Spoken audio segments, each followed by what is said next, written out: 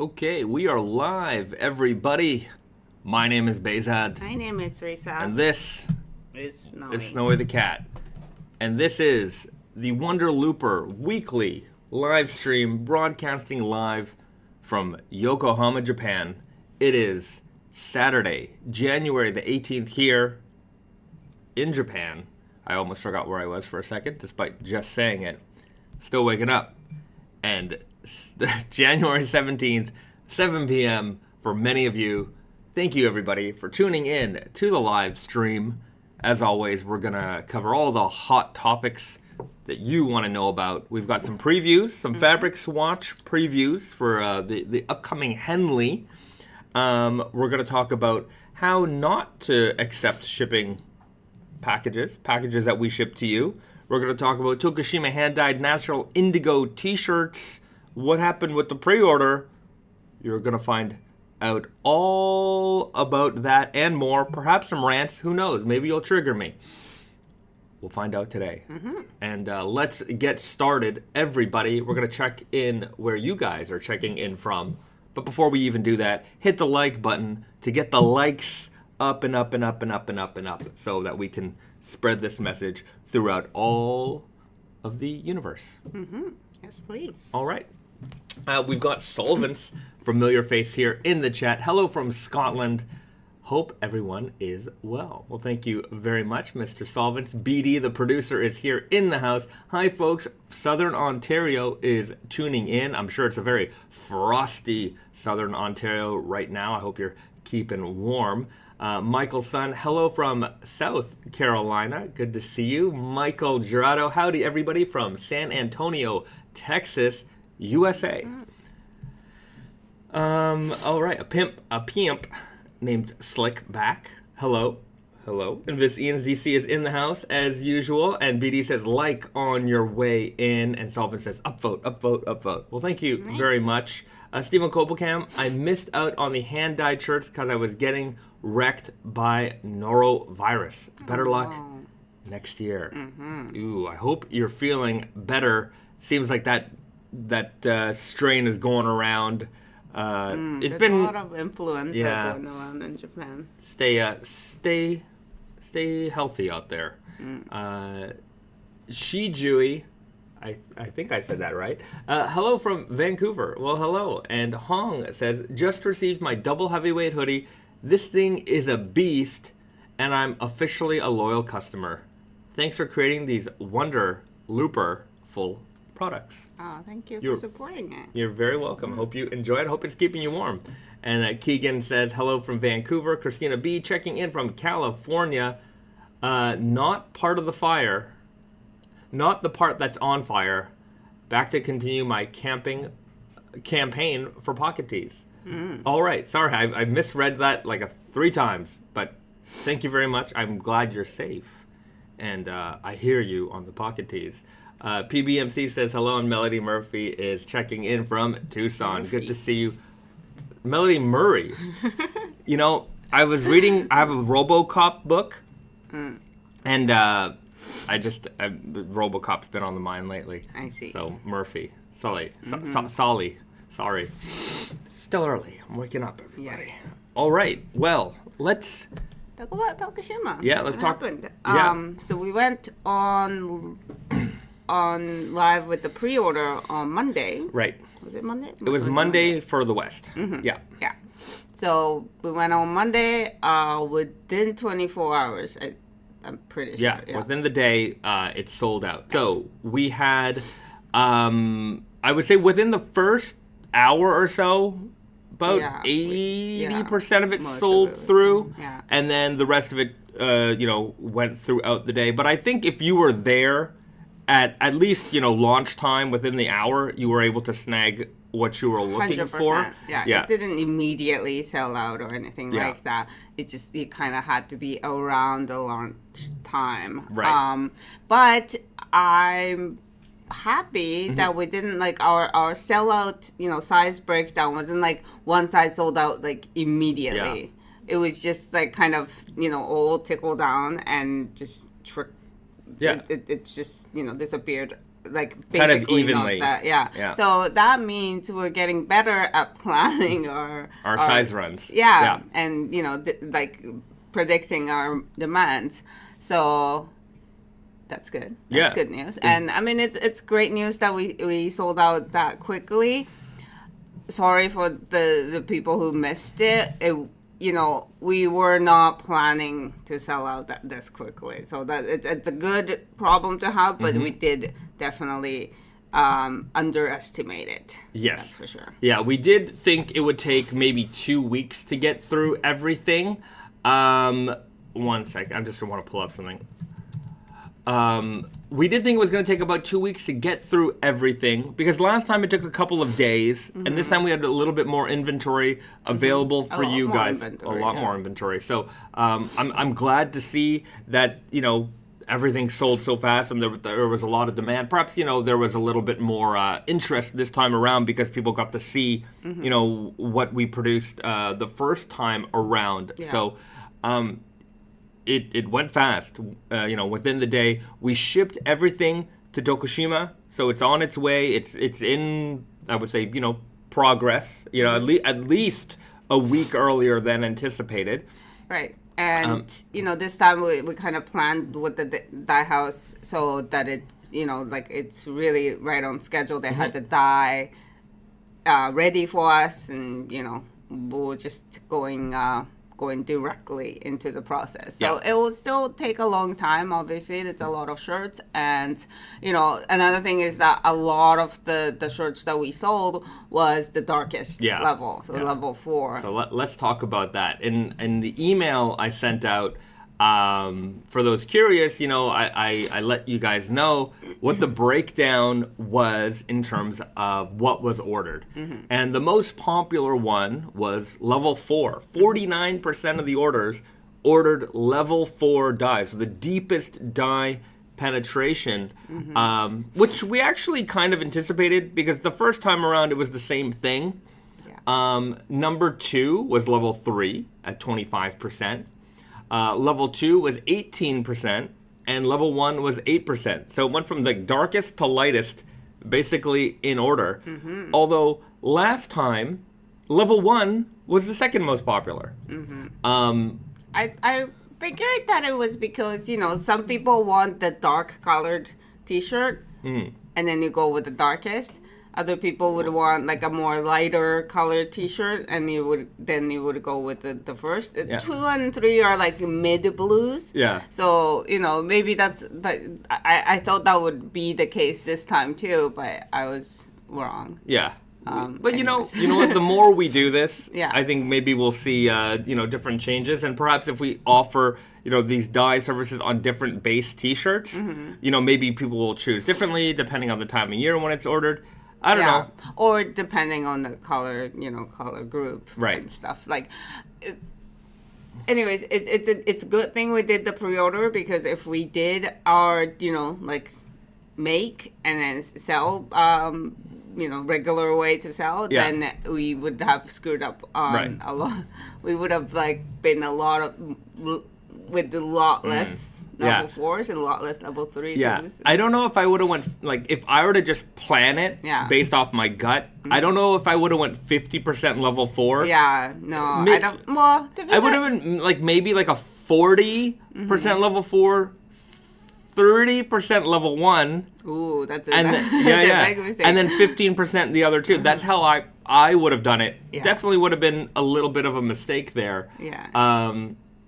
No, it would have been. That's the beauty of the pre-order, though. So everybody gets to choose what they want. Yeah, that's right. And I see Colin Cronenberg is in the house. He says hello from Texas, and Colin actually purchased the t-shirts, the Indigo dyed t-shirts, the first time we had them, and he sent me some photos. I want to share them with everybody because he has got some progress pictures that he sent over. So this is his initial fit. And then you can see here, you've got some nice fading happening here on the seams. I expect later on, you're going to start to see a little bit more of that happening, throughout the the collar and the hem area.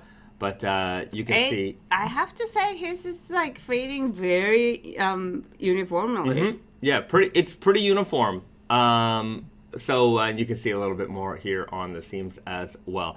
Colin, if you want to let us know like how you've been wearing it, how often you've been wearing it, that sort of thing, it might give folks a little bit of context here. But I was just happy to see these photos come through. I really like that, and I really want to see the collar fade a lot. We really should have made extra so that we can wear. Right, that's true. We have the samples, and typically what Risa and I wear are, well, me at least, you know, when we're done with the sample, like I'll take it. And not so much you, because we make like samples in size medium, so we might make like an extra small for you. But yeah, maybe we should have ordered some for ourselves this time around. But yeah, the first time there was just so few t-shirts, and even with this one, like everything went so fast, I just don't want to pull inventory. Right, exactly. So sometimes I don't end up with the thing I want, because I would rather, you know, let people have it than get it myself. Because I know I can get it later on. It's really not a problem, but, you know, I'd rather you guys get it when you want it. Yeah. So you guys are going to have to share the photos and share the progress. Yeah. Colin says he's been wearing the t-shirt once a week for 6 to 8 hours. Cold wash, lay flat to dry. Cold wash, lay flat to dry. There you go. And I think he started off with level 3. So that was a level 3 t-shirt. There you have it. Stephen Kobolcam writes, can they do a gradient hand dye level 4 on the bottom, fading to level 1 on the top? Actually, I think it would be cooler if it was darker on top, gradient down. That, okay, that's a good idea.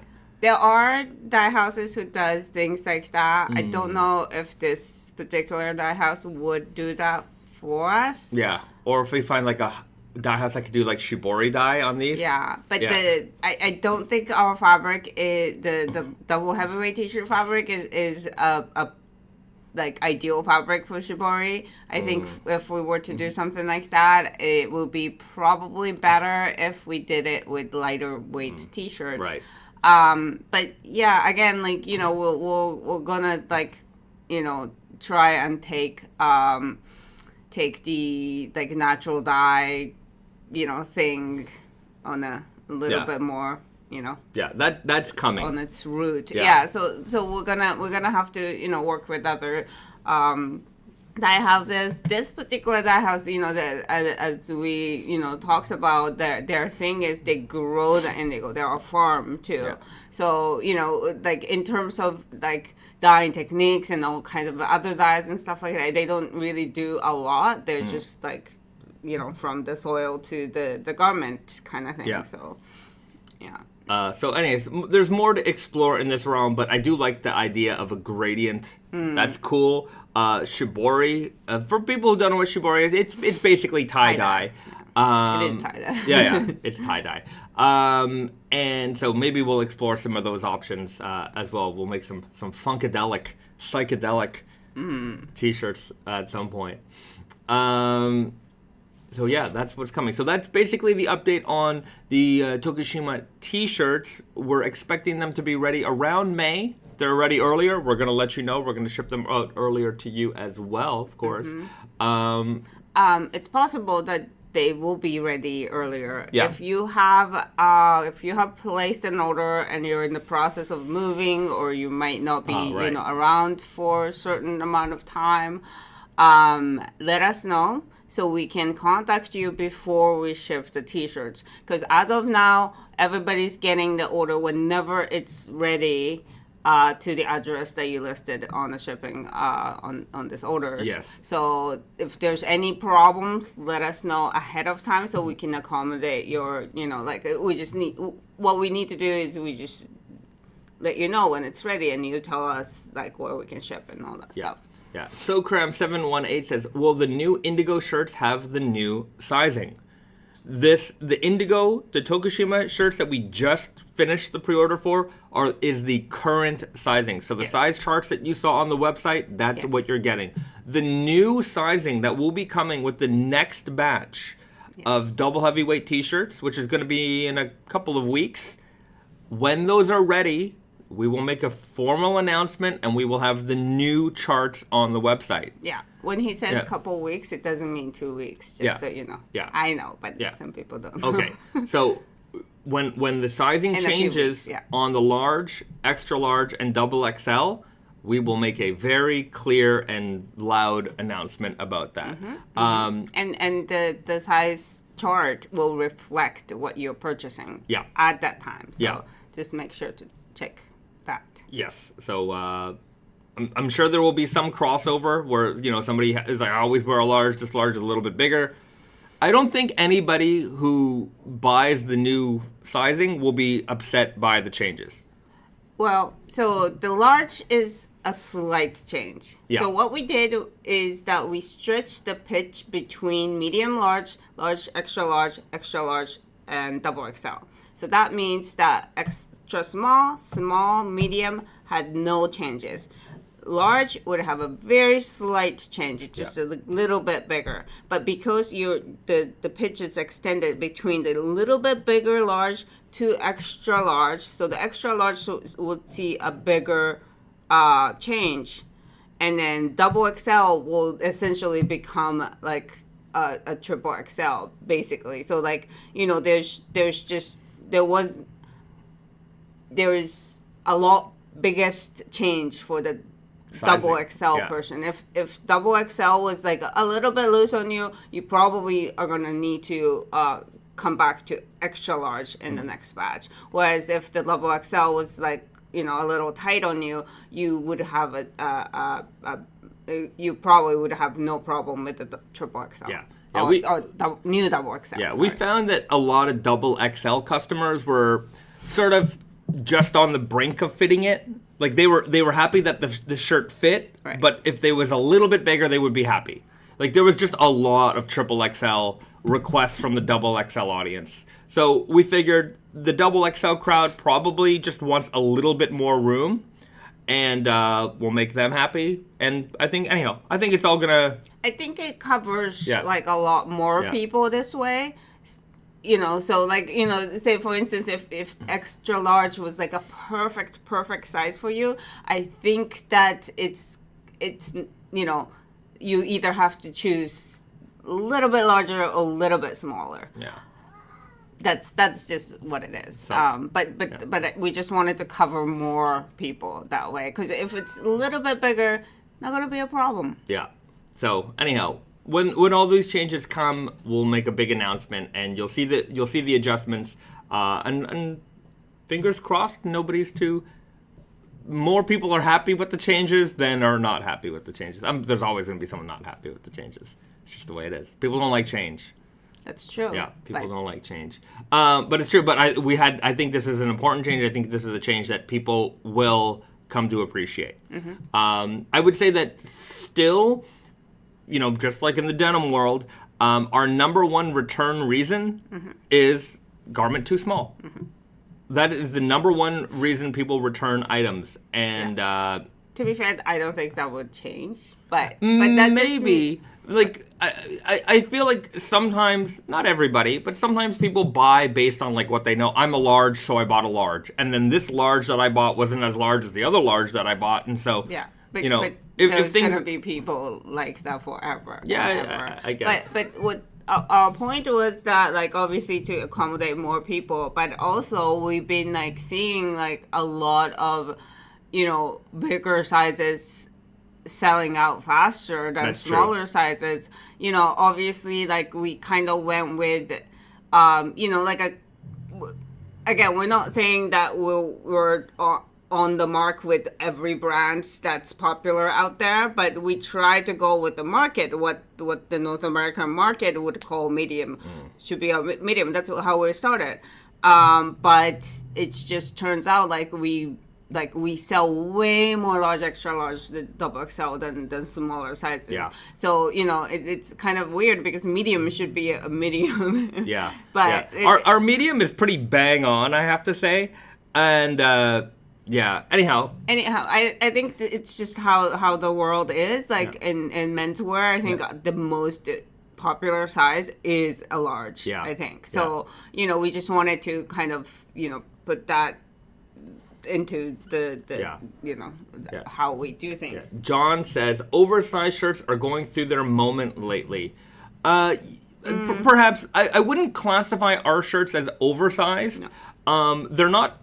I mean, depending on how you size them, but like I think I called it a modern athletic fit. So it's got room, but it's not huge and it's not tight.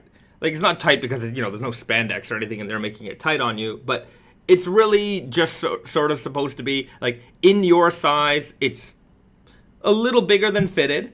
It's something that you can layer easily with. It's not a sort of a fashion T-shirt that's really, really big or anything like that. And obviously, like our best-selling T-shirt is the double heavyweight T-shirt, and double heavyweight T-shirt is not really appropriate. Like it's not like a oversized looks cool kind of T-shirt. It's very thick. Yeah. So oversized just made look like you're wearing a box. Yeah. So we don't want it to Yeah. So skew that way. But Steven says, are the size changes only for the T-shirts? Yes. That's right, just for the T-shirts. Steven says, the new sizing should be fine. Generally, people like myself that wear XXL don't want a tight fit. That's right. Yeah. That might be part of it, yeah. too, yeah. Colin says, I have one large and the rest XLs. I'll be able to move down to the large. That's right. I find that there are a lot of customers also who maybe they have, like me, I can wear medium and I can wear large. I even wear XL sometimes. I have to hem the XL because it's too long. But a lot of people, there's a little bit of leeway in terms of like what size they're gonna wear. Like recently I was just emailing with a couple of customers who are like just trying to figure out their size. So they ordered one and they're like, okay, this is a perfect fit. Like this is like I can wear these in like this size and it's gonna be like more of my like layering shirt. And then they bought some other ones that are a little bit bigger, and they're like, these ones are going to be a little bit more, casual, a little bit, looser. So there's a little bit of a leeway there as well. Yeah. It's just for us, like that kind of, like thing. We needed to see it because, obviously we live in Japan and like, we're like surrounded by smaller people. Yeah. So it's just like we don't really like hit. Like whenever I see like an American, I presume they're American.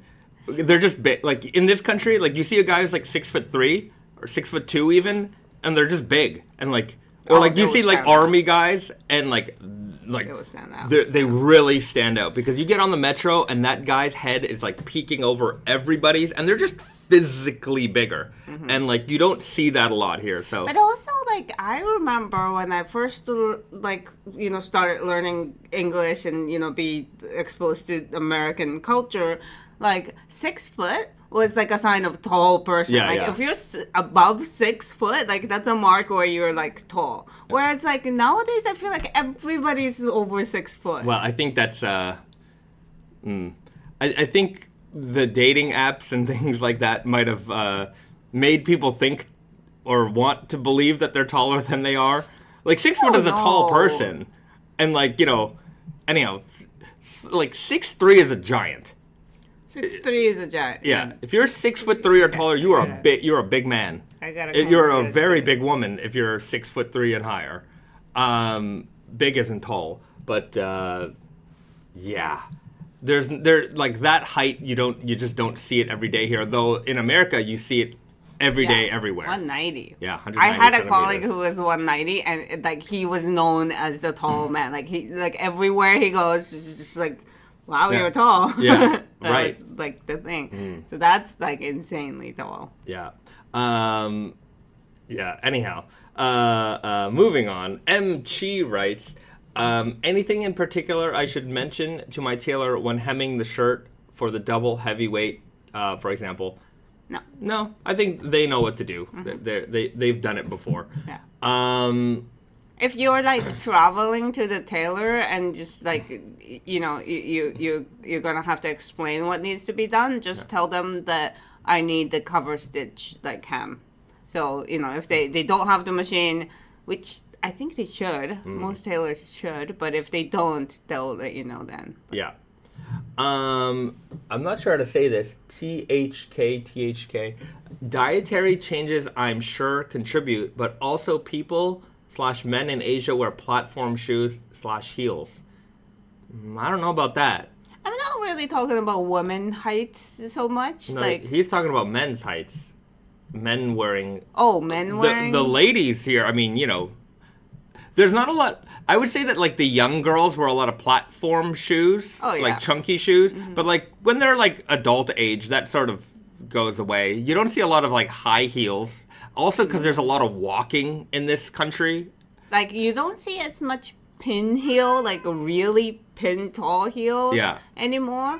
I think a lot has to do with the trend too. Like it's not so trendy to wear high heels. Like you can go to like work in flats. It's not unprofessional to not wear heels anymore. Right. And the guys, I don't see that at all. Like unless it's like some raver guy who wants to wear like chunky shoes. Like no, I don't see anybody wearing platforms. Mm-hmm. Brian writes, how do you layer clothes during the winter season? I'm very much at least 2-layer guy this time of year. T-shirt. What, at least 2 layers? Yeah, at least 2 layers. T-shirt, sweatshirt. In Japan, it's cold. I have like fleece jackets I wear around the house. I have down jacket, like light, like down vest type jackets I wear around the house. 2 layers, it's like literal minimal. Like, yeah, but these people, most of them probably have something called central heating. So their homes are warm. Meant like at home. Do you mean at home or do you mean outside? I thought you meant outside. I don't know. I thought at home. But at home, I layer up like I'm outside because my home is cold. But the thing is, if you have central heating, it doesn't matter if you're like, it's summer or winter, you probably wear the same things. Although, I mean, maybe not. Right. I don't know. You're going to have to... When we lived in Canada, we wore different things in the winter. Yeah, but at home, I wore a t-shirt and I didn't always have to wear a sweatshirt at home. Oh, but Brian says outside. I mean, outside it's, I would say no different than anywhere. Like, you're going to have your base layer, you have a sweatshirt on top, and then, I'll wear like a down jacket. What I do is I wear the extra heat tech, which is like the one that has the brushed inside. So that one is just like the base layer for me. And then I wear a t-shirt over it because I want to not have that as like my, showing from my neck or whatever. So I'll wear a mostly short sleeve t-shirt over it, and then I'll wear like a sweatshirt, and then I'll wear a jacket. Right. So yeah, there's a lot of layers. Like jackets or vests. Like you got a lot of vests, down vests in our collection. Yeah, but in the winter it's hard to pull that off. It depends. Like if I'm wearing double heavyweight sweatshirt with some layers underneath and a vest, I'm usually pretty good. I have to wear a cap because my head gets cold. So I'm is where you lose a lot of heat. Yeah. I think. So it's good to keep your head warm. I wear a lot of like knit caps to keep my atama warm. Atama is head in Japanese. As you probably couldn't have guessed. Yeah, if you guys didn't figure that out, there you go. BD says, I always feel really handsome in my Wonder Looper shirts because of the fit and feel. They perk up my day when I air them out. The hoodie makes me feel like Robocop. I should get that Robocop book. That's great though. Like the idea of like clothing is to make you look confident, and if you feel like you're your better version of yourself by wearing the piece of garment, that's what we really aim for. So that's a very good compliment. Yeah, I do also feel like tough when I wear my double heavyweight. He did not like that. But yeah, when you wear double heavyweight sweatshirts, it's just like, it's armor. Yeah, you can do anything that day. Yeah. This is speaking of armor. This is my Robocop book, the definitive history of Robocop. Dead or alive, you're coming with me. Yeah. Anyhow, I love Robocop. It's one of my favorite movies. I very much encourage you to watch RoboCop this weekend. Part 1, not the new one. 2 and 3 are okay, but Part 1 is, I would say, legitimately like just one of the best movies ever made. I'm gonna put it on that list. It's great. It's sci-fi, but it's also, I mean, there's some story there. Also very violent, like ridiculously violent. There is a is it a director's cut or just like an uncensored cut where like the violence is really jacked up. Like some of the scenes are just extended out to like a ridiculous level, and you're like, he's already dead. Remember that? It's from The Simpsons. He's already dead. I don't know. It's okay. Anyhow, watch RoboCop this weekend. Oh, it's The Simpsons. Or The Simpsons. Old Simpsons. Old Simpsons is great. John says, I'd buy that for $1. RoboCop reference. I know. Okay. BD says, the RoboCop Rogue City game was really enjoyable. It was nice to investigate cases and just be rad as Murphy. I haven't... Oh, it's a video game. Yeah, I haven't played that game yet. I know what you're talking about, but I haven't gotten around to that one yet. Struggle Studios says, the shootout was brutal. Yeah. David Hunter NYC says, what? I didn't see RoboCop yet? You just ruined it for me. I didn't ruin anything for you. No. Trust me, you will enjoy RoboCop from start to finish. I didn't give away the ending. Yeah. Yeah. That's it. You're good. Speaking of movies. Yeah. We just past weekend, we just watched this movie that we bought maybe like a couple months ago, randomly at a used Blu-ray store, called Straight Story, and that was directed by David Lynch, and apparently he called it the most experimental film of his career, and. You know, we loved it. It was such a good movie, and we were just feeling so good. And then, like, a couple of days later, right? Like, was it... Yesterday. Was it yesterday, or was it 2 days ago? Yesterday. Anyways, a few days later, after we watched that movie, he passed away. Yeah. It's very weird timing. This is the movie, The Straight Story. The Straight Story. I never even heard of it before. Yes. And we watched it. I loved it. And at the end, I thought to myself, did this movie win any awards? When did they make this movie? I would say maybe because we watched it on the Blu-ray, and it was so beautifully shot. Just incredibly shot movie. Great scenery of, like, you know, small town America. Like the colors and just the resolution was fantastic. I thought it was a modern movie. I thought it was new. Turns out it was from like 1999. And I hadn't heard of it before. Loved it. Styling-wise, I'm going to say, like, if you're into, like, heritage wear, you're going to love it. Oh, this is, like basically all of, like, what you are wearing currently is what this guy wears. What we love to wear is this movie. He looks so cool also. Like, Yeah. he's this, like, 80-year-old or something like that. And, and I also read, like, a sad kind of story about this. So this is based off of a true story. And the person who the actor who played the person who took this, it's about like an old guy taking a road trip on a tractor or lawnmower. And this actor who played the main guy, he was also like. So in the story, this guy is kind of really getting old and really having health problems, and he wanted to do this like one last time, basically kind of thing. And in reality, the actor was also, I guess, battling cancer while they were filming. Yeah. And so like a lot of like the movements that he couldn't make and all that stuff that was apparently real. Yeah. And he kind of stuck through it, and he did the entire movie. in that condition. And I'm not going to go after that. But anyhow, you should all watch this also. After Robocop, go and watch The Straight Story. It's very different. Very different films. It's going to bring you up and down. If you like action, maybe watch it after. This is a cool down movie. Cool down movie.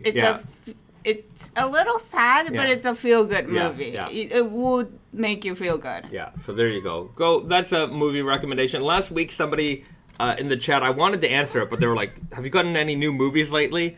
And I'm like, I wanted to go grab the pile, but I would say like in the last month, we probably have bought like 100 movies.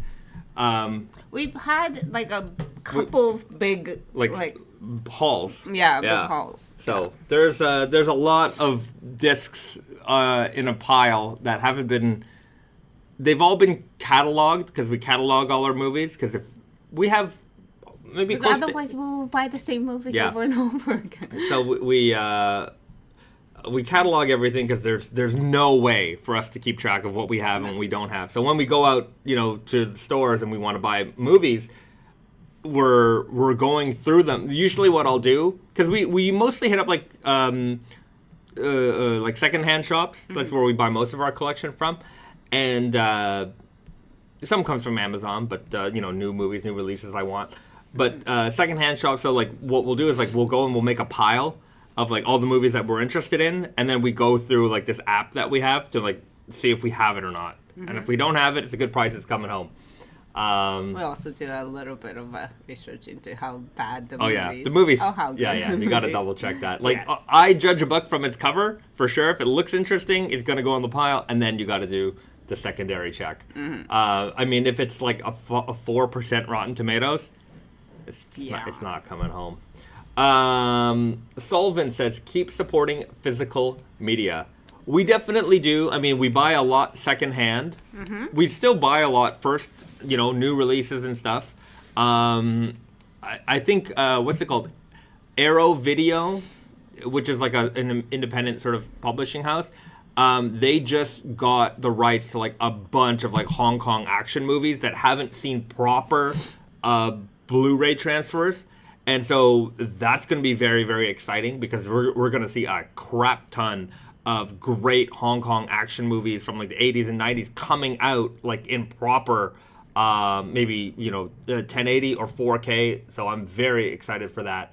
And another issue we have here is that like if we have a non-English like film, we buy Blu-ray that's printed in Japan. Oftentimes they don't have English. The Chinese movies. The Chinese movies that are made for the Japan market don't have the English subtitles. Yeah, or Japanese movies, or sometimes even like French movies or whatever too. So it's good to buy those films in the West. Or printed in the West at least. They're also just annoyingly, all the Godzilla movies made for Japan don't include English subtitles. They 100% do this on purpose. I don't know. 100%, because they want the whatever the Western. They don't want anyone from the West to import the Japanese version because they want to sell the Western version. I don't know, but it annoys me because we watched Godzilla -1 here in Japan with English subtitles, and on the Godzilla USA, like Godzilla.com website, they had a Godzilla -1 like set, 4K set. And I skipped it because it was like, oh, this is the Japanese set with English subtitles. And I'm just like, I'll just buy the one in Japan. So like the pre-order thing for that like finished. Mm-hmm. And then I realized the Japan set had no English subtitles. And that was actually literally the exact same set, but with English subtitles. I'm like, you just... Yeah. Anyhow. I'm sure there's some kind of like rights issues or like who has it right.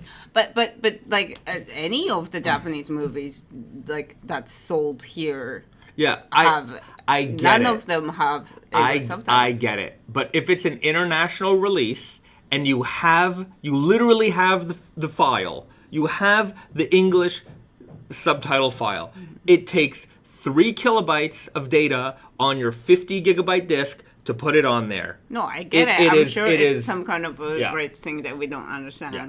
Oh, I understand it. And I don't like it. Just put the subs there. Just put them there. I want it. Sorry. When I get to talk to Mr. Toho, I'm going to give him a piece of my mind. BD alert, rant time alert. Okay. Sullivan says, yeah, Arrow Video do loads of good horror movies too. I love them. They're great. The people at Arrow are great. John Snow says, any chance the Ecru double heavyweight coming back in February? No. Ecru double heavyweight t-shirts will be back next fall. Double heavyweight sweatshirts, not coming back next fall. In Ecru. Ecru, yeah. Maybe later on, another season, but next fall we've got 3 new colors that we're going to be focusing on. There's a couple of retirees, and then we're going to bring in some freshness. JF says, God, I love Godzilla -1. I cried like 3 times. Yeah. I cried a lot too. I held back the tears, but it was a very emotional movie. John Snow says, also, this isn't a Wonder Looper question, but it's a sashiko denim. Is sashiko denim considered selvage? Recently, I bought one from PBJ, but now that I think of it, selvage was not mentioned anywhere in the description.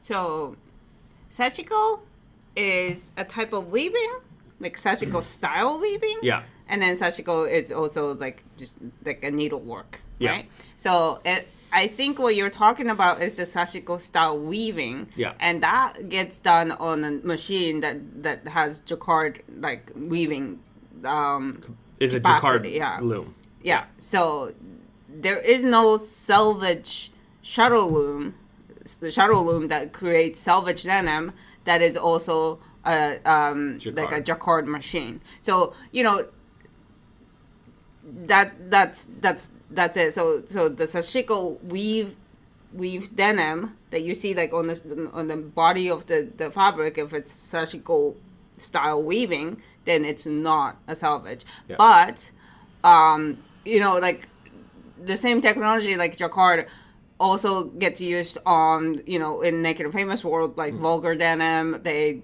recently released a Love and Peace selvage. A little bit of ads there for you. Yeah. You know, you see a jacquarded selvage edge. That exists. Yeah. They can do that because they basically put like a jacquard machine on top of a shuttle loom and then like weave it. Like, I don't know how it works like specifically, but that's how you get like a little bit of jacquard on the edge of the selvage denim. But in general, jacquard fabric cannot be salvaged. Yeah. There you go. Yeah, we're happy to answer denim-related questions also. We do have a wide knowledge in that field, so don't be shy. Okay. Hong asks, sorry, reposting my question. No need to say sorry. Are there plans to make FoxFibre clothes in other colors, assuming there are other colors available? So the answer to that is yes. Mm-hmm.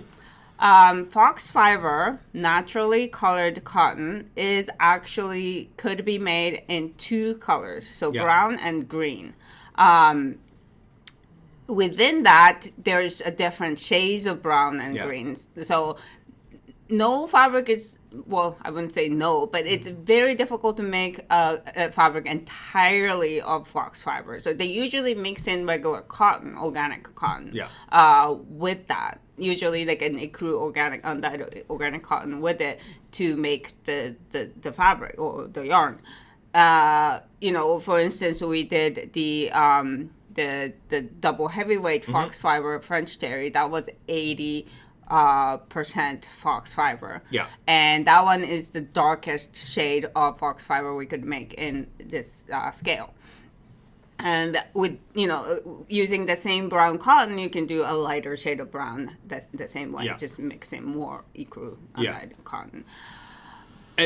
Right, so there's mixing of the cotton to create a shade. Yes. But there's also the variety of FoxFibre. So there is brown and green, but within brown, there's a couple of different varieties within brown that create different tones as well. Not every tone of brown or green is grown all the time. Right. So those are some things to consider as well. Yes. And now the next part of the question is that are we planning on making other colors?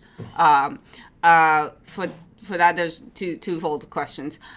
Green FoxFibre is actually very limited in production. There's not much being grown. Yeah. So we are unable to make anything at this time with the green FoxFibre. So we're working with the yarn spinner to, acquire more green cotton so that we can make something with it. They're basically growing. The plan is that for the next growing season that they're going to be growing some for us, and if everything goes well with the problem is apparently growing the green is difficult, and so like you can grow it, but whether or not you get like a yield from it is going to be questionable. So the farm doesn't really want to do it. That's my understanding. But anyways, we're hoping that we will be able to use it in the future.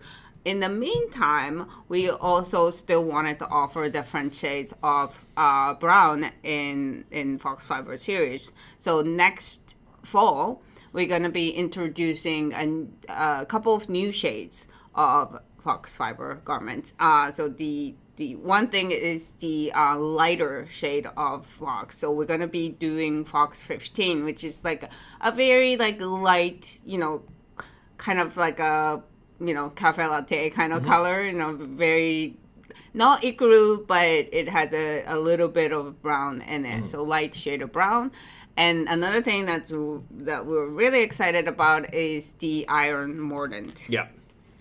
So they're basically going to cook the cotton with a little bit of iron, and that infuses into the cotton, and it sort of enriches the color a little bit more and gives it a more iron-looking tone. So we can have a different shade of FoxFibre using a natural coloring process.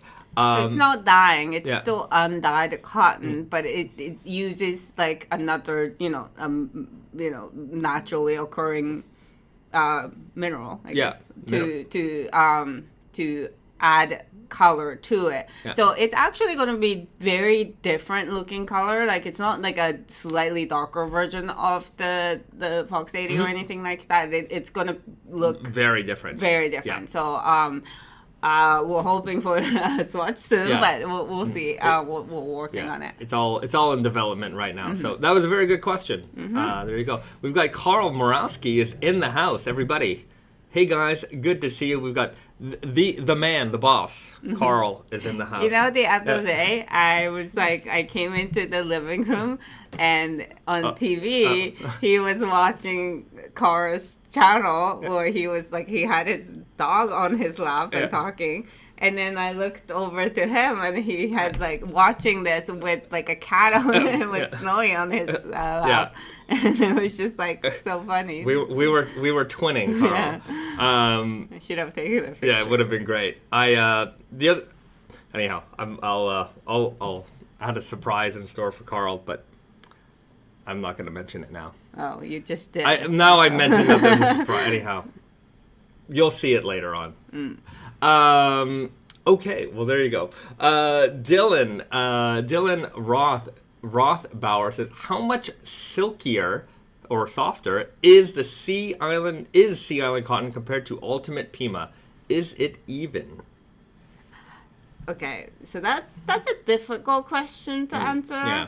But Ultimate Pima cotton fiber length wise is equal or slightly longer? I think it's longer than the Sea Island cotton varieties, but it also depends on which, Sea Island cotton, is it coming from the Caribbean? Is it coming from the United States? So Sea Island cotton is a variety of cotton that's grown all around the world. Different varieties of it have different performance qualities, whereas Ultimate Pima literally only comes from one farm, one place. Yeah, but it has its roots in Sea Island. Yeah, it has its DNA in Sea Island cotton varieties, as all premium cottons do. All premium cottons come from the Sea Island cotton variety. So, Giza 45, everything from everywhere that is premium has its roots in Sea Island. So that question itself is like, you're comparing like, do oranges, I don't know the different varieties of orange, or, does a Macintosh apple taste better than, I don't know. I don't know how to make that comparison with apples because I don't know the different names of varieties. But also with apples, there's clear winners, a couple of them that, like, I definitely like Pink Lady. Pink Lady is the best apple. Pink Lady Honeycrisp. Yeah. There's a variety of Fuji that I really like. I don't know what it's called. But, there's some that are clearly better than the other. Yeah. I guess in that sense, cotton is also the same. Right. In that, like, random, cotton versus Ultimate Pima. Obviously, Ultimate Pima is better. But. Yeah. But I guess the long and short of it is how much I don't know how, like, I can't tell you in like 5%, 10%, 100%, like I'm not going to be able to give you that kind of number. The physical fiber of the cotton yarn is longer. You also have to consider how the cotton is finished and processed as well. So, some companies, they might take a cheap cotton and wash it in silicone. And when you get that t-shirt, it is very comfortable. Very, very, very comfortable. And then over time, that silicone washes off and ends up in your environment. And your t-shirt is not as soft anymore. And so you're like, this t-shirt's done. I'm going to go buy a new one. I'm going to go buy that super soft t-shirt again. So things like that happen. Ultimate Pima, I can tell you from someone who's been wearing them practically every single day. I have 3 of these. And they get washed very often. Hot, like washed and dried. I don't baby these.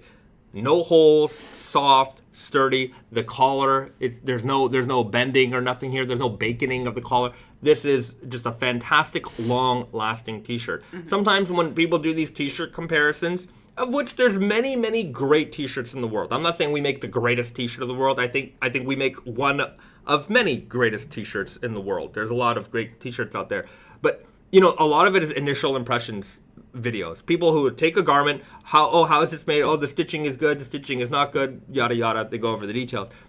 The real test of the t-shirt is how it performs over time, right? And, some people might think, oh, that's an expensive t-shirt. I could buy 5 other t-shirts.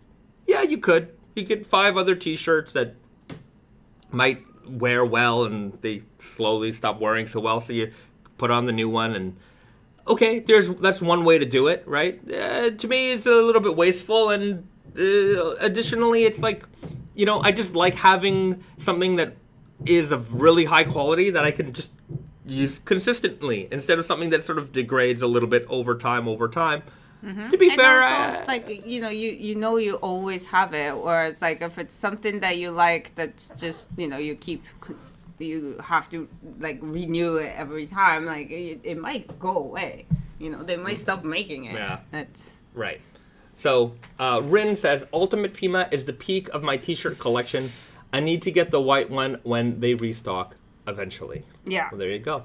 But yeah, with the Ultimate Pima, it is just for some, I think a white t-shirt, double heavyweight, you kind of, feel what you're right away. Right. You see it. You know that this is instantly very, very different. Mm-hmm. Whereas the Ultimate Pima, it's a great t-shirt, but it's the instant factor on it isn't always immediate. You put it on, it's comfortable, but I think when you really start to notice how great this t-shirt is its use over time. 100%. And it keeps its shape. It doesn't. Yeah.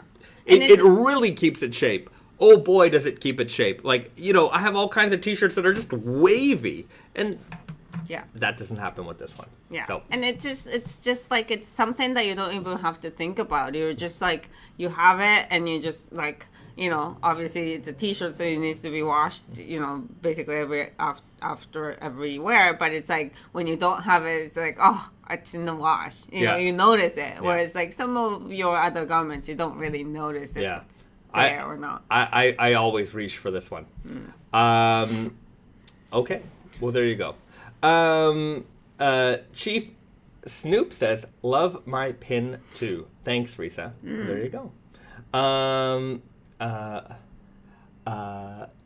Gary says to Carl, a big Fields leather salute. All right, let's salute Fields leather. There you go. Rin L says, I got my double heavyweight t-shirt in white, even though I'm extra cautious whenever I wear it. Easily a must buy, and I'm loving it. Thank you. Yeah, thank you. You could be, I'm pretty rough with our stuff. Like I don't baby it at all. I think, I think this is something I've developed over a long time. Right? When I was younger, you buy something nice and you really, you tried to take care of it a lot. And even with my raw denim, I was always a little, I spill this. Oh, if I wear it in the rain, like what was, and then over time you're like, yeah, $200, $300 for a pair of jeans.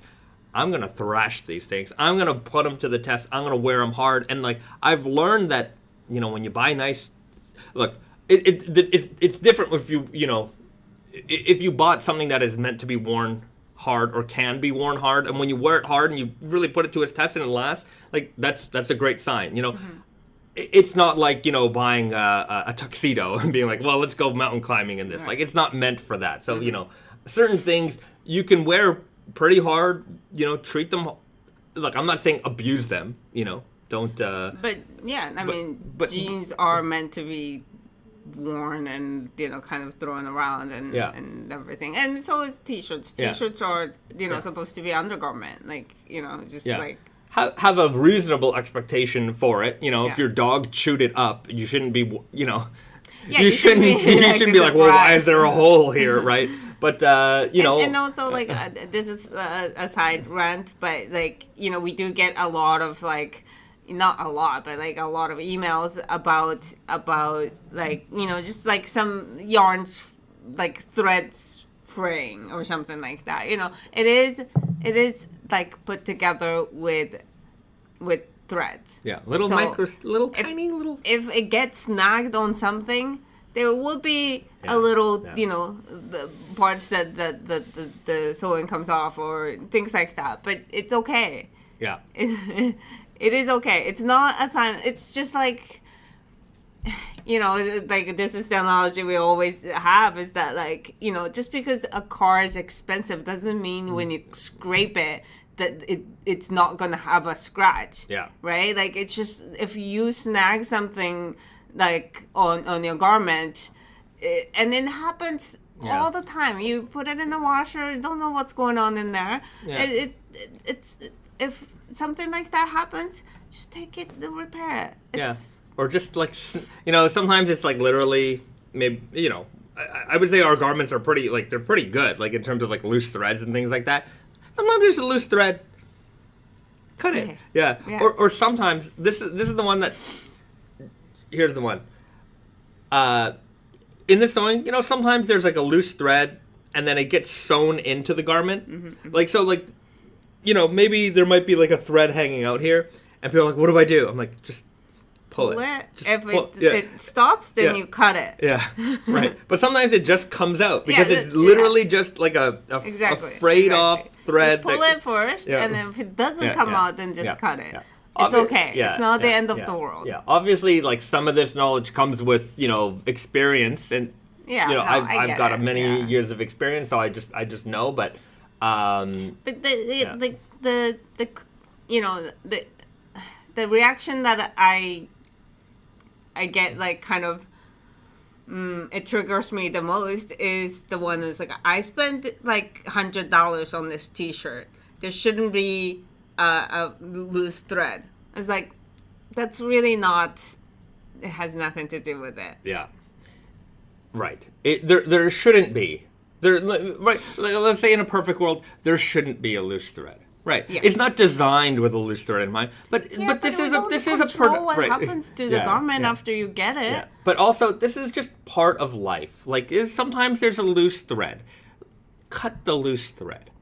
That's it, right? Like, even I'm gonna say, even when we talk in our denim days, when sizing, one production lot is a little bit different from the next production lot. Well, why? Well, because there's a lot of hands involved with this. This isn't like precision machining, and I'm gonna say that somebody in the chat here might be in the precision machining world where they're cutting pieces of metal to exact specifications. And I'm gonna tell you, even there, they have tolerances too, right?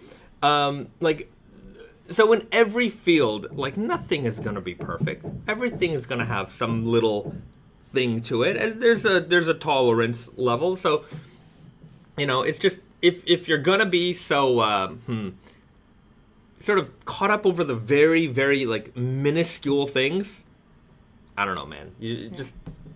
I mean, I would imagine most of you guys in the chat or watching this are aware of this. Sometimes we just, get those things. Get those little emails that like will really kind of grind your gears. Yeah. Speaking of grinding my gears,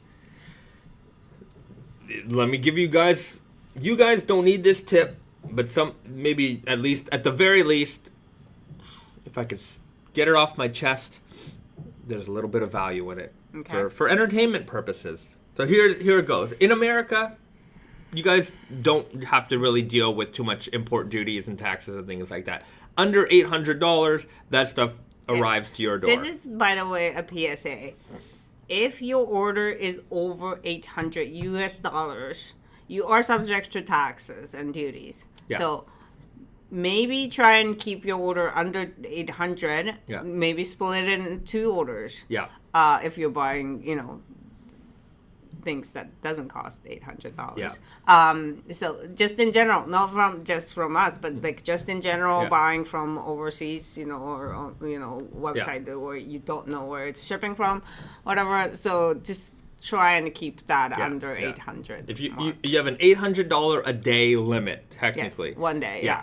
So I don't know how it works. Like when you purchase certain, multiple things and it happens to come on the same day into the customs. Like I actually don't know what happened. They keep track of that, but technically, yes, one person, one day, $800 limit. Yeah. So on our website, for those people who do this, maybe they buy a lot of stuff and they split up their order 800, whatever. We'll ship it out one day at a time.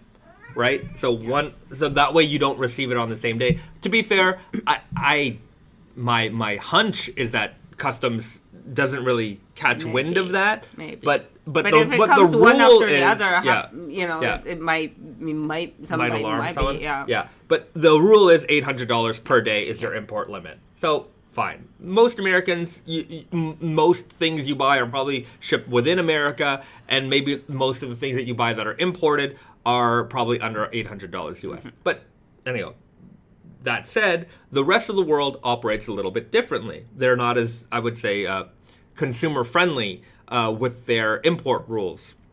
So if you're in Europe or you're in Canada, like in Canada, for example, duties are, because Canada and Japan have a free trade agreement, duties, there are no duties for our products, but duties is separate from taxes. So each province has its own sales tax, which they will tax you on. And then there's also the customs clearance fees that FedEx has to charge in order to clear the package with the government. So that costs money, that costs time. There's usually a fee involved, maybe like $15-ish. It's one of those small percentage of the total, or like however much, and like there's a base fee. There's like whichever the higher one. Or something. So like that. Annoying, I know, but it's not us. We're not charging duties. Sometimes people will get that little bill from FedEx and say, "Oh, I was charged duties." And then what often happens is I'll go through the bill with them and I'll say, "You see, there's a section that says duties and there's 0, and then there's like GST, PST, HST, like those are the Canadian sales taxes, and it'll say like $17 or something like that." So same thing in Europe. Europe has VAT. So added tax, and most of the countries when they when you receive an imported item, they will charge you the VAT. If it's from a free trade agreement country, which Japan is in general with the EU and the UK also. Yeah. So a lot of orders go to those areas. They're duty free, but they're also VAT not free. Yeah. So VAT is always charged and duty is not charged. But what happens is somebody gets that bill from FedEx because FedEx is like, well, we want to deliver this package, but you got to cover this. And people are like, well, I shouldn't have to pay sales. I shouldn't have to pay this. They think, it's this, FedEx is screwing them or something. And I've said this 100 times, but it's not FedEx screwing you. I'm going to say it's your government that's screwing you. Just know who to blame, okay? Know who to blame. But also you can't escape it because when you go down to the convenience store and you want to buy a Coca-Cola, they charge you sales tax on that too. They've also charged you the import tax on that if it was imported from another country, but you just don't see it. But all those fees are already built in when you're buying that thing. And that's why, like, when you say you live in a country where like a retail partner of ours exists, and if they have something that you want, I would encourage you to buy from the retail partner because they, at least exactly, like you can pay it in one shot that what you need to pay, right? Like if you buy from within the country, then you get charged VAT, like you get charged all these fees. It's all the same, but you pay like right then. You can pay because the retail partner, the retail store would collect the tax and pay the government. The reason why we can't charge you VAT on behalf of the government is because we're not there. We're not gonna do a we're not going to remit all this money to the government of whichever Europe. Of all the countries that we ship to. That's impossible. Yeah. So that's why we don't do it that way. And again, like he said, it's all going to be added to your purchase. That's just how sales tax work. Yeah. It just don't be upset if like you had to pay in two payments, like one for the purchase, product and then the one for the tax. Yeah. Okay. And now with all that said, when the package gets delivered to you and then this little bill comes with it, if you don't pay that bill, that garment is not going to get delivered to you. And ultimately what happens is FedEx gives us a call and they say, hey, we've got this package that we're trying to deliver and the person is refusing it. So we'll send you an email and we'll say, hey Johnny. Sure, Johnny. FedEx is trying to make a delivery for you. This and this such and such bill needs to be covered in order for them to make that delivery. Can you please contact your local FedEx office so they can, work that out with you so that your package can be delivered. And then 2 days later, FedEx will give us a call and they'll say, hey, we've already tried to re-deliver this. They're not accepting the package. And then I'll say, hey, they're not responding to my emails either. What's going to happen to that package is either it gets abandoned, where FedEx is just going to destroy it. I don't know what that means. They take it, whatever, and it's gone. Or they're going to send it back to us. And when they send it back to us, they're going to charge us for shipping, and they're going to charge us for those customs clearance fees. And what we're going to then do is charge you for all of that stuff. So not only did you pay for the shipping on the way there, you're going to pay for the shipping on the way back, and you're going to pay for the customs clearance fees and all that stuff that never got paid. Because FedEx actually paid those things to the government. They can't now say, well, we tried to deliver it and they didn't pay us. The government says, I don't care. We got our money. Too bad. There's no refunds. So that gets billed to us, and we're going to take that out of your refund. And say you just bought a single t-shirt, for example, like a double heavyweight t-shirt, like most of the cost of that t-shirt is going to be gone in just the return and customs clearance fees, because that return shipping fee is high. So take the package you ordered, pay the taxes that you are, I'm going to say, obligated to pay. I don't want you to pay them. If it was up to me, nobody would pay these fees. But I don't rule the world yet. I'm not there yet. Just a little brand on the internet. When I'm in charge, that's what's going to happen. But until then, complain to your local people, right? Pay the bill or don't pay the bill and lose out on your purchase entirely. But I wouldn't recommend that. Sometimes you just got to mitigate the damages in your life. Yeah. And that's the best way to do it. And with that said, we have to kind of, I mean, this is just like a one section in the live stream that, not everybody's going to watch. So I think we need to spread the word about this when we have the Baby Cashmere, Baby Cashmere loop wheel products, because that's going to be things that we cannot, really avoid. Taxes on. It's not going to be $800 US. It's going to be way more than that. So that's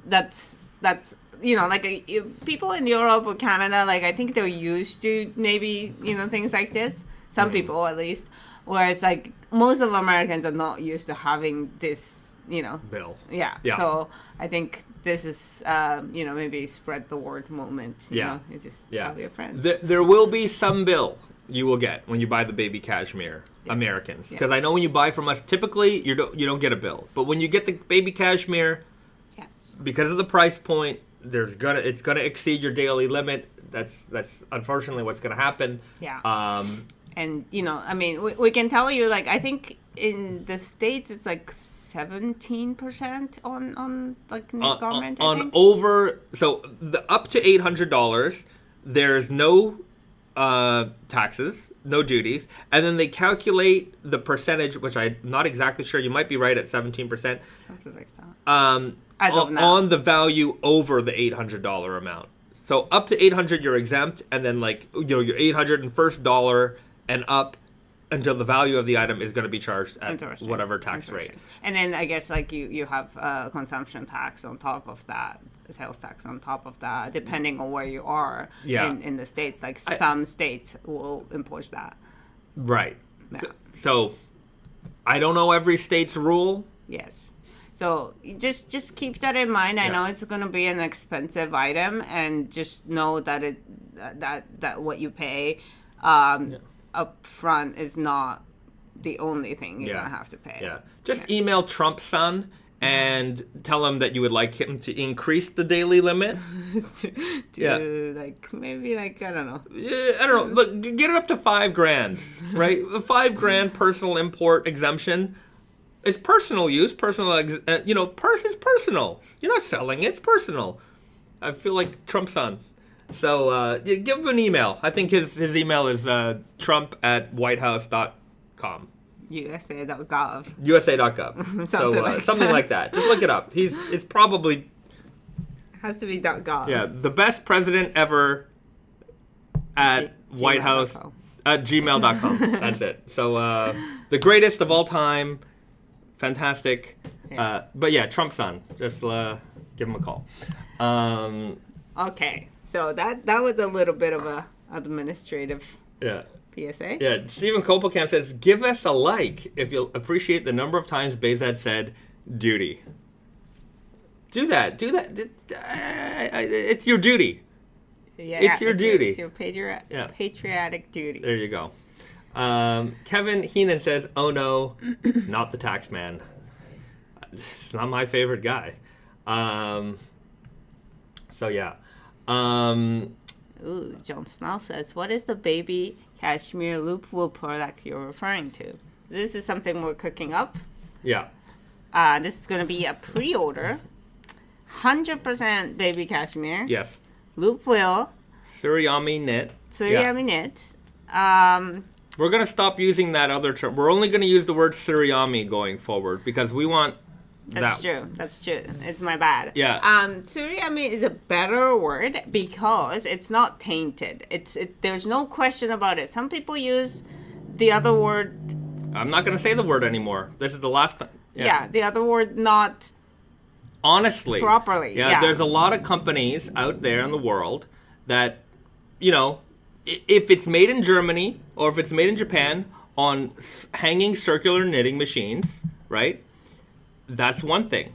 But a lot of companies out there in the world use that other term to describe their products, even though they're not made on these machines. So there's some confusion out there in the world. Yes, this word is diluted. Yeah. We use the word Tsuriami because in Japan, that's the word that we use here.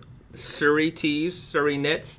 So we're going to use the Japanese word going forward so that there's no confusion as to what products are made and how they're made, right? So if it's a Tsuriami knit, you know it's made on a hanging circular knitting machine. These very, very, very old machines, over 100 years old, and we're going to be using that term from now on because I just kept seeing that other word used for, oh, it's like this, or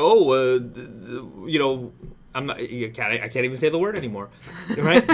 Yes. So that's the thing. But to be fair, we have been using the Tsuriami word for a long time from the beginning. Yeah. We made it a point that we use the proper word. So sometimes we use the other word, but going forward, everybody should be aware of this word. And that we should use this word properly going forward. So Tsuriami. Tsuriami. So if it's made on a hanging circular knitting machine, it is a Tsuriami knit. Tsuriami. Tsuriami. Yeah. Okay.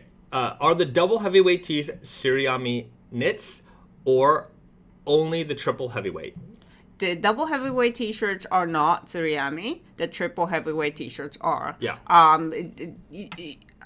Our Ultimate Pima is Tsuriami. Our FoxFibre tee is Tsuriami. Our Super Looper is Tsuriami. And the Baby Cashmere is going to be Tsuriami. Tsuriami. Yes. So 100% Baby Cashmere Tsuriami sweatshirts are coming. And this is going to be a pre-order product that we are currently in development on. So with luck, we'll have a sample in the next couple of months. And once the sample is ready, we're going to make a video. We're going to show you guys what it looks like, give you all the details in terms of fabric weight, the construction details, all that good stuff that you come to know when we release a product. And then it'll be available for pre-order sometime in the spring, maybe closer to the summer, and then we'll have it for fall delivery. That's the idea. Yeah, well, pre-order will be in the spring. We can't do it in the summer. Yeah, okay. We'll have to do it in the spring. So, so that's coming. Hong, American. So if we make 2 separate purchases under $800, can we contact you to send those orders for separate days? You can contact us, but we'll also know. We'll probably know. Or oftentimes, I'll reach out to a customer, 'cause I know what they're doing, but I will just confirm it with them.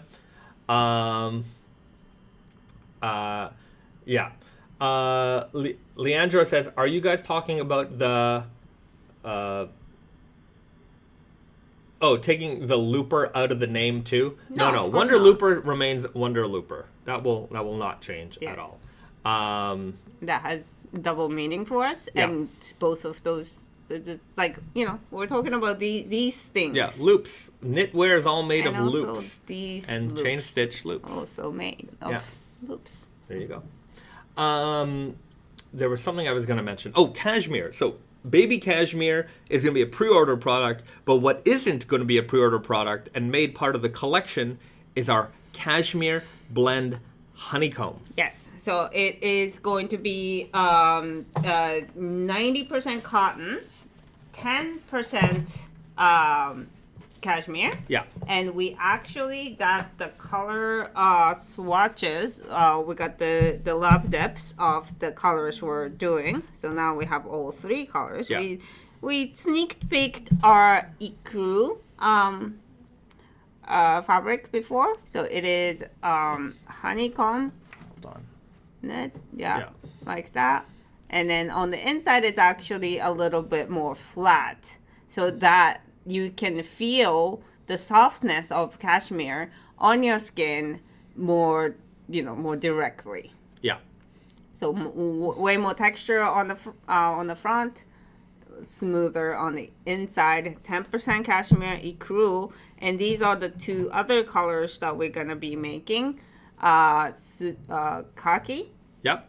I'll hold that up. Yeah. So we got the khaki green. And then Sumi Kuro. Yeah. It looks a little pinkish over here. A little, Yeah. it's okay, a little warm tone. But this is basically the same color as our double heavyweight French terry. This is the Sumi. This is the khaki. Yeah. So these 3 colorways available in this colorway. And these will be available in our upcoming Henleys that we will launch for fall winter 25. Samples for these, hopefully we'll have them in a few weeks, and we're planning to make these using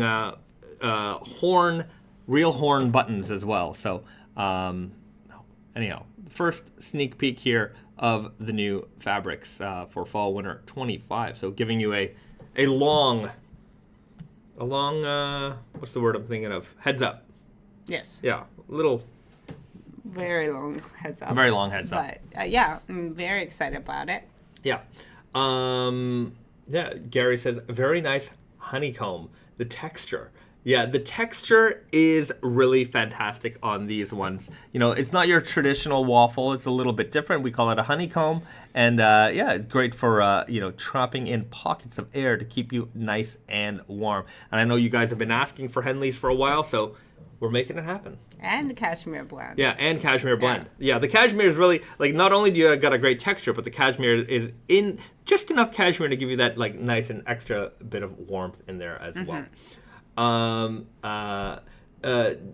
Jabonix says, maybe some long sleeve non-Henley shirts too. Well, we have some, we have the double heavyweight long sleeves. But yeah, we'll see. We'll see how it goes with these ones. But I think, hey, we'll see. You guys wanted Henleys. We're making Henleys. We can't make everything in everything. And also, I want Henleys. Yeah. So we're making Henleys. And that's it. Yeah. She's the boss. But also think about it. Real horn buttons. Yeah. Those are getting harder and harder to acquire these days. Yeah, we wanted to order some buttons from one company, and then weeks later they're like, oh, that company doesn't make them anymore. Yeah. Yeah. Well, I mean, to be fair, the plastic alternatives are getting better, I'm sure. But, there's nothing like the real thing. So. You gotta have the real thing. Yeah, the thing is, we're being shown, oh, here's all your button options and things like that, and, the non-real ones look real. They look good. They look pretty. They look pretty good. And but we know it's not real. There was also bone buttons, which I thought were really cool. Yeah, I don't know what bone it is. I'm gonna presume cow. Yeah, I would think so too. Yeah. Just because there's there's a lot of byproducts of meat consumption. But stuff. Bone, maybe one day we'll do some bone buttons. Bone looks really nice because it has this I mean, obviously anything can be replicated with artificial things, but bone does have this warm color. Yes, it's very handsome. We got to get some samples of those buttons. Maybe we can show them off. But maybe one day we'll have some. It also has to be on the right thing because white buttons are going to really be contrasty. Okay. Anyways, I'll think about it. Manuel says linen heavyweight Tsuriami Henley. There's a lot of things in there. Yeah, that's it. Linen blend is also something that we want to look into. Linen blend or linen. But I think, in the world of knits, it might be kind of nice to have linen cotton blend things. Yeah. It's coming. I mean, it's all also, I mean, at the end of last year, we were very, we talked a lot about sort of expansion and what we need in order to do that, and one of the biggest things and most important things we need is more space. Right now we're operating out of a 25 square foot apartment that we rent just to warehouse our stuff, and we thought it would be enough for a while. But it turns out it's not, because you guys are maniacs and buy everything really fast, and that means we have to make more stuff, and when we make more stuff, it just doesn't fit. So luckily, stuff comes in and comes out pretty, so far it's worked out, but we just can't put any more stuff in there. It's really, when it's filled, it's filled. Like when we got the double heavyweights in, literally wall to wall, like Reese and I could walk around that place like, crab walking around. Yeah, we had to rent like temporary storage for that. But the thing is, like, like for like fall 23 versus fall 24, the amount of like the number of styles that we had were pretty much the same. No, we had more colors. 23 to 24? No, we had the Ecru long sleeve, Ecru and Sumi long sleeve. Well, right, t-shirts and stuff. But like when the sweatshirts came, like it was basically the same like same variety of stuff, but a lot more volume, so we couldn't handle it. The issue is for fall 25, we have a lot more styles. We were making a ton more styles because we're not giving up on a lot of things. Like I know we're killing pausing some colors in double heavyweight French terry in order to make room for new colors. But we like in terms of like the variety of items, like we have a lot more. So and obviously we want to keep offering more stuff, like especially for instance, for spring 26, because, spring 24 and spring 25, we didn't actually, increase a lot of styles there. We have a lot of ideas for spring too. Yeah. So we just really need more space. So, we looked at a couple of spaces at the end of last year, and unfortunately, we were not selected to rent those spots. There was some demand for them. I guess they were nice locations. I mean, who knew you had to be selected? Yeah. It's not like... Yeah. It's very competitive, apparently. So we'll see. Yeah, we're keeping our eye out right now. Like lately, like everything that's sort of been popping up on the market is like... way out of our budget. Way out of our budget. There's one that's like... How much was that office? The old office? I think like 475 kind of thing. So like 4.7 million yen, which is like, in Canadian dollars, probably about like $47,000. A little out of our budget. Just a little. No, to be fair, that place is fantastic. It's fantastic. But and way too much space for us. Yeah. So we're not like, obviously there are things like that on the market. There's even more expensive ones. Yeah. But there's also anything really nice that has come up has just been way out of the ballpark. And so we want to get into somewhere sooner than later, but I don't want to just jump on anything, because once you're in a space, you're there for a while. So I want to make sure it's the right space, and ideally I want to be in there by summer.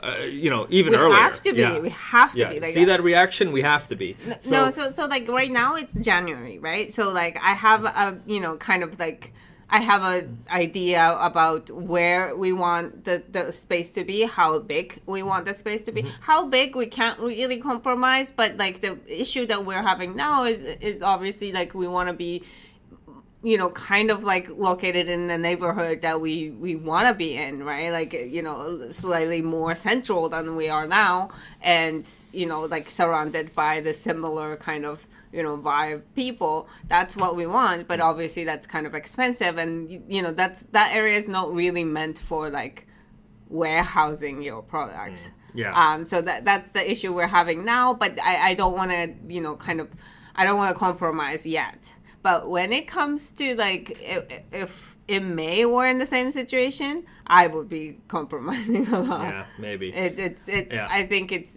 necessary for us to find a space at that point. Yeah. Than be picky. Yeah. So MG says 4 million per month. Yeah, that was a very expensive rent. 4 million yen. Yeah, 4 million yen. Yeah, yen. So like 4.7. Yeah. 4.7, so it's like, $47,000 Canadian per month. US dollars, like maybe 38,000, something like that. Yeah.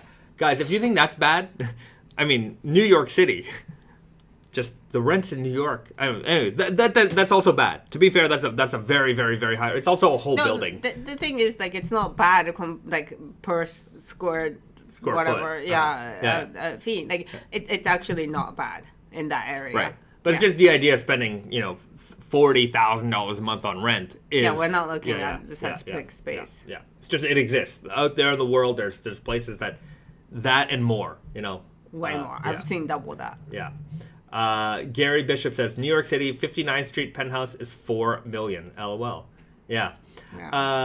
Struggle Studios says, don't get me started on New York. Yeah, but also obviously business properties are more expensive to rent than residential for obvious reasons, and it's also subject to tax and all that stuff. So it is it is a completely different ball game. So what we're hoping for, what we have currently, is basically a residential building that allows a little bit of a business, not like a random you can't open a bar, but you can have a business office in there that that way it's a little bit more reasonable. So, but, who knows? John says, I'm traveling to Tokyo in a couple of days. Fantastic. I hope you have a good time. Where are some good retail stores that carry Wonder Looper? I only saw the one place that carries white t-shirts. Yes, that's the only retail outlet in Japan right now. Which is why we want to open up something ourselves. I would recommend you go check out that store. That store is called FFFFFFT. They're open on weekends. Check them out. Great store, great selection of white t-shirts. But they only carry white t-shirts. They have all of the white t-shirts, by the way. A lot of them. Yeah, all the good ones. Yeah. Including ours. Check them out when you're here. And unfortunately, our own place for you to shop isn't quite ready yet. But they're also only open on the weekends, just so you know. Yeah. The Saturday and Sunday. That's it. Don Chaco says, I hear rural fixer-uppers are affordable and attractive in Japan. Would that be a viable route for getting Wonder Looper planted until going the urban end goal? The scenic journey could be a plus. Haha. No. No. Okay. I know you maybe if you just Japan life type content, if you follow it on social media, Instagram, TikToks, and YouTube, you might see you can buy a house in Japan for $12,000 or $13,000, really cheap, really cheap. The reason why they're so cheap, there's a reason, and it's because you're going to spend $200,000 fixing that up. Now, if you could fix it yourself, maybe you might save the money, but it's still going to take you the time to do it. And also, it's in the middle of nowhere. I don't know if you understand that middle of nowhere is middle of nowhere. Not the same as middle of nowhere in Montana or something like that. You get a gigantic land. It's not like that, but it's also it's hard to get to. Yeah. And we do live in Tokyo. All of our lives are here. Well, we technically live outside of Tokyo, but all of our lives are here. We cannot be out of the reach. We can't be commuting 3 hours each way every day. Yeah. If 3 hours is even a possibility to have something like that. So it's not really a viable thing for us. And it's just, to me, that even if FedEx is not even going to come pick it up also. That's like a stopgap. I wouldn't even call it a desperation move, because you before that you could find all kinds of warehousing type options. Oh yeah, we can definitely outsource warehousing for much less money.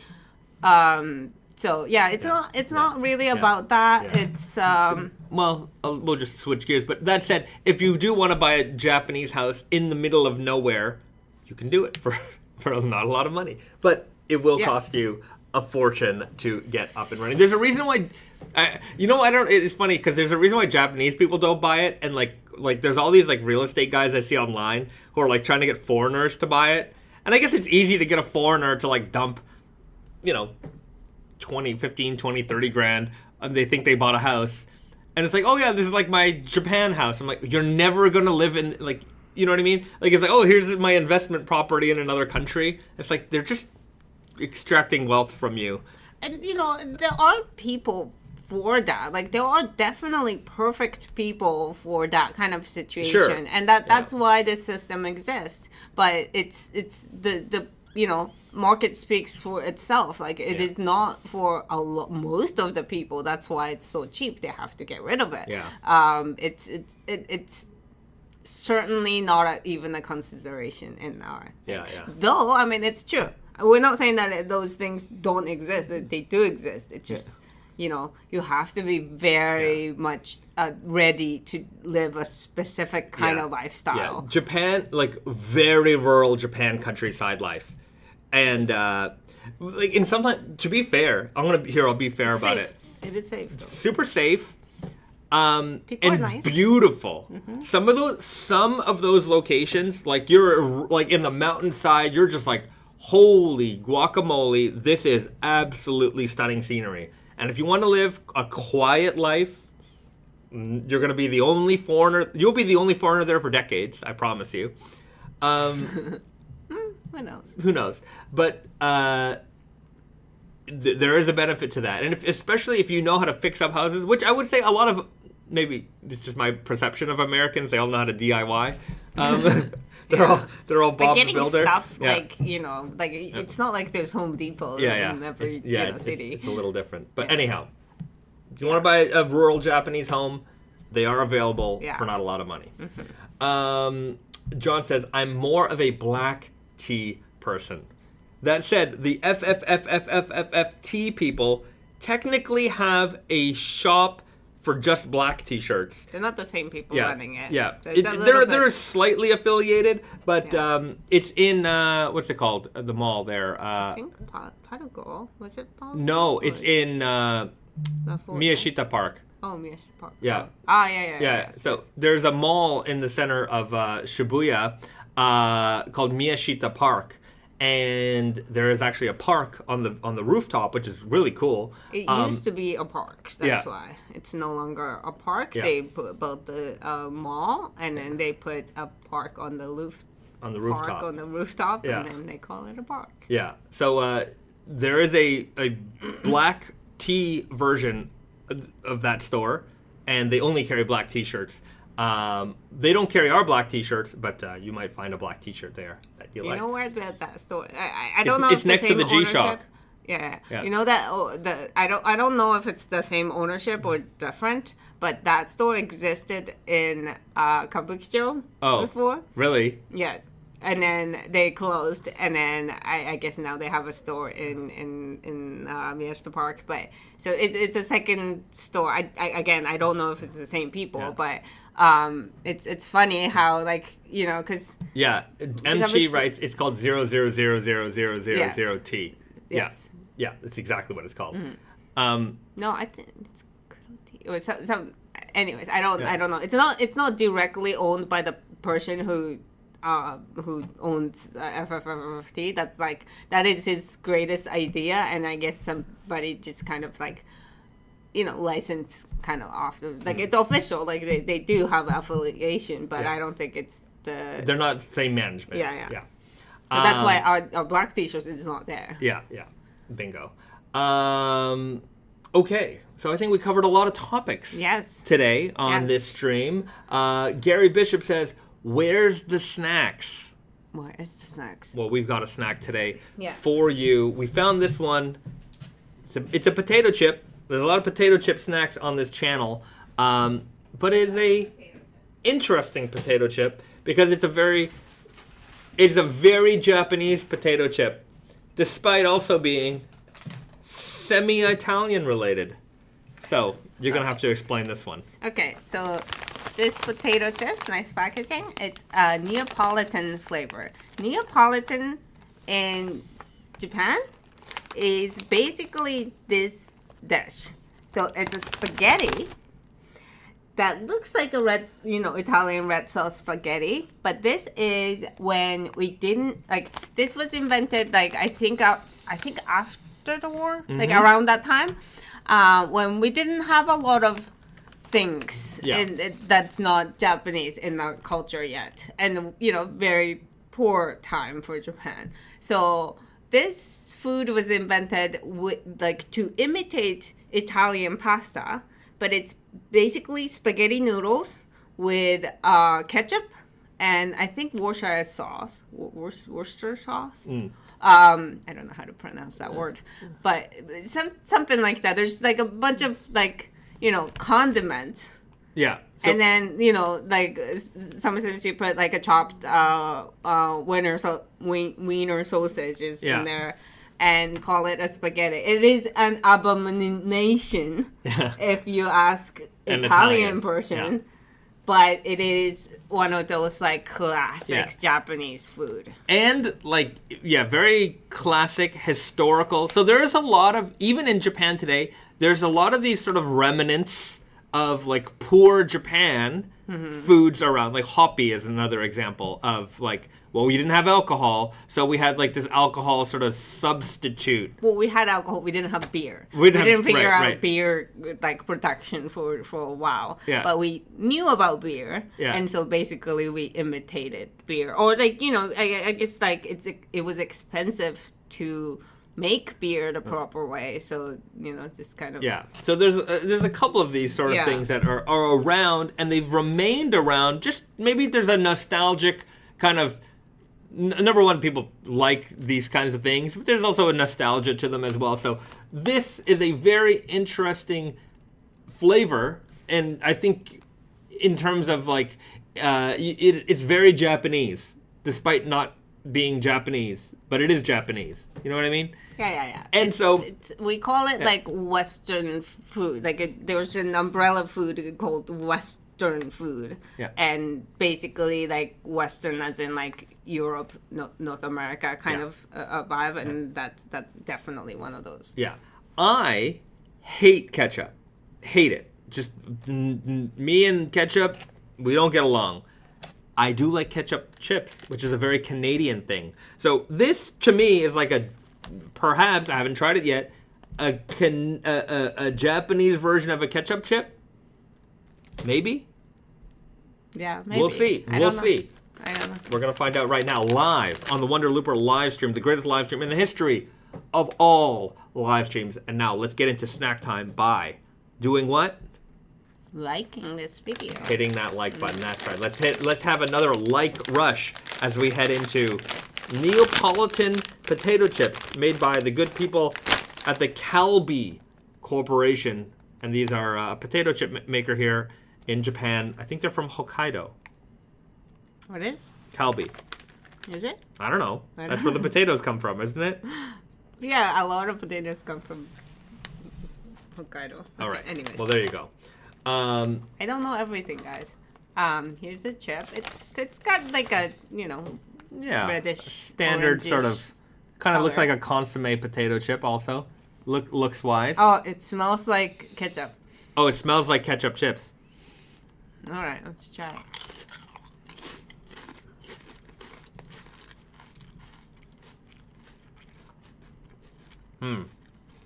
It's not as acidic as a ketchup chip. It's also not as strong of a flavor as ketchup chip. No, but I sense it. Yeah, I it's sense the same, it. it's kind of like a diluted version. It makes sense because it's not just ketchup. It's spaghetti and it's other things. There's no doubt that this is like a Canadian ketchup chip at like 10% flavor. Yeah. A Canadian ketchup chip is very like acidic, very sour. This, you can kind of feel it, but it is very mild. And I have to say, not bad at all. Ooh. Like a very tasty chip. Okay, so I just just to confirm, Neapolitan, we call it, is tomato ketchup, like kind of stir fry. Like you cook the pasta and then you put it in the pan and then you put ketchup with the heat. So it was invented in the 40s. Okay. I think the late wartime. 40s, so after the war, I think. At Hotel New Grand in Yokohama. Really? Well, there you have it. A fancy hotel developing the ketchup noodle pasta. An Italian delight in Japan. No Mad Crow says, if Bezat hates ketchup, how does he feel about omurice? I don't feel much, I don't have much feelings towards it at all. I really don't like ketchup. Like, ketchup chip is as far as it'll go. I don't want it. Keep it away from me. You like ketchup chips. I like ketchup chips. Yeah. I like ketchup chips. why. I hate ketchup. I don't know why. It's like you hate tomatoes, but you are okay, like you like pasta sauce. Yeah. Red sauce. Tomato, Yeah. Just sometimes we don't like what we don't like. Yeah. Okay. Well, there you go, everybody. So it's basically just ketchup. Oh, wait. Actually, no Worcester sauce. Walleye says, I hate to tell you this, but I was planning on eating your garments. I'm so sorry. It happens, right? I think you're the one who left the message about eating garments, and I'm like, we don't recommend it. It's gonna be hard on your digestive system. Yeah, you don't want that. Mm-hmm. You don't want that. So I'm gonna put it out there. PSA. Mm-hmm. We don't recommend anybody eat our garments. We don't want you eating our garments.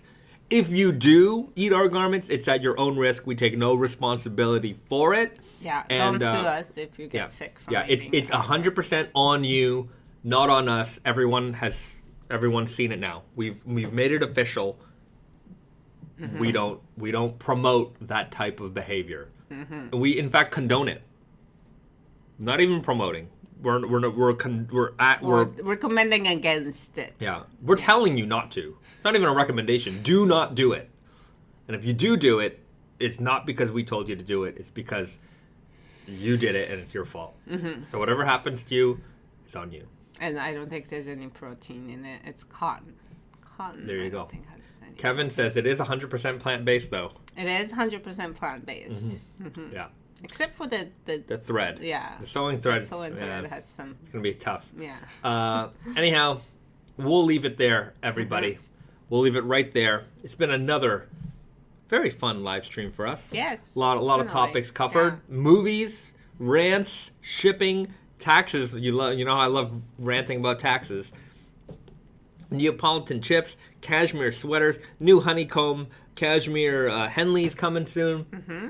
You got it all. You got to see a brand new thing. We just got those sweaters. That's it. Mm-hmm. So we'll be back again next week.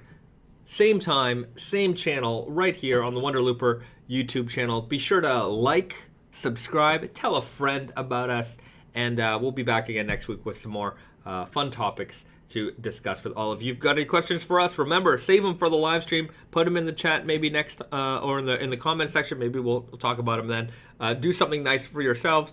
Do something nice for somebody else. And we will see you guys next time. All right. See you later, everyone. All right. Bye-bye.